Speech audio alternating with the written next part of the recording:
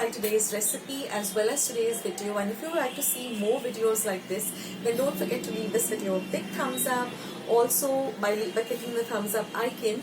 Also, don't forget to subscribe to my channel and become a part of Akshatas Recipes. Once you have subscribed, there is a small little bell icon that will pop up, so just click on that.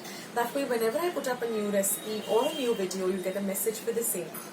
So on that note, I'll say bye and I'll catch you in my next video sooner than you think.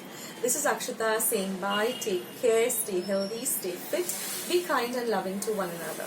So till we meet again, bye.